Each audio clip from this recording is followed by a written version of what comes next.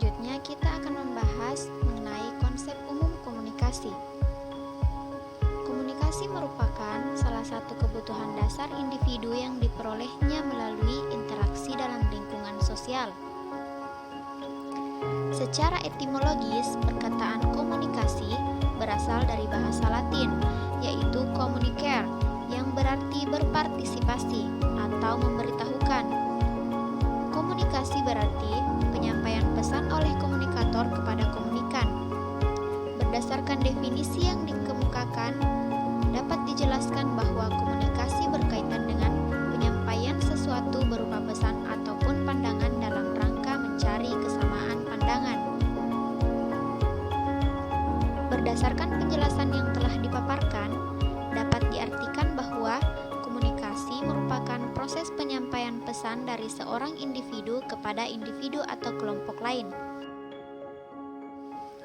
Selanjutnya, dasar filsafat komunikasi. Setiap ilmu pengetahuan memiliki kajian filsafat tersendiri. Hal ini dapat dimaklumi karena memang pada prinsipnya, semua ilmu pada masa lampau berpangkal pada ilmu filsafat.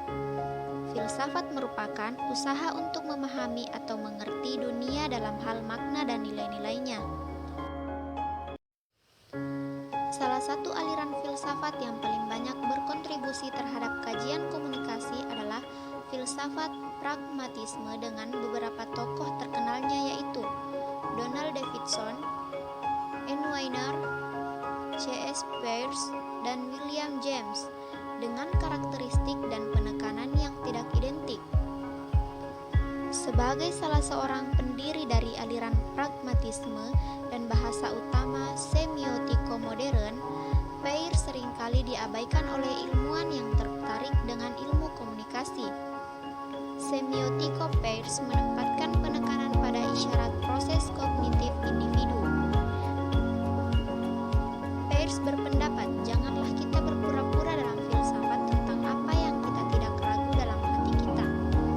Peirce menegaskan filsafat tidak seharusnya dimulai dari ide murni yang diibaratkan sebagai pengalaman seorang gelandangan yang berpetualangan di suatu jalan tanpa adanya pemukiman manusia. Sementara itu, filsafat analitik yang dikembangkan oleh Davidson tentang komunikasi memberikan perhatian lebih terhadap bahasa dan menjadikannya sebagai cabang utama yang menempatkan pertanyaan sentral terhadap makna linguistik.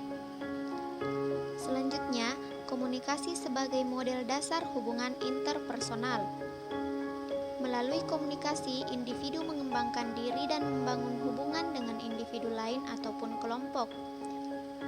Terkait dengan bahasan komunikasi, faktor-faktor yang dapat menyuburkan hubungan interpersonal yaitu percaya, sikap sportif, dan sikap terbuka.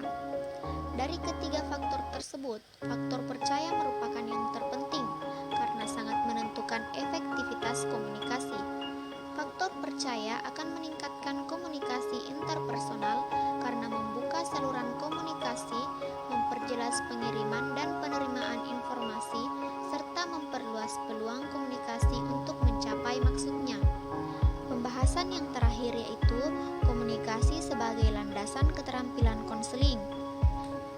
Tujuan utama menggunakan keterampilan konseling adalah untuk membantu konseling mengembangkan keterampilan pribadi dan inner strength atau kekuatan batin agar mereka dapat menciptakan kebahagiaan di dalam kehidupannya sendiri dan orang lain.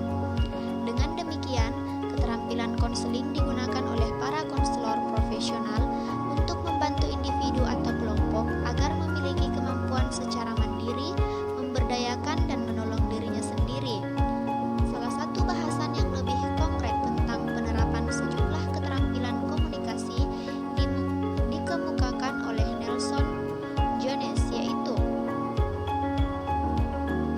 komunikasi verbal, komunikasi vokal, komunikasi tubuh, komunikasi sentuhan, dan komunikasi mengambil tindakan.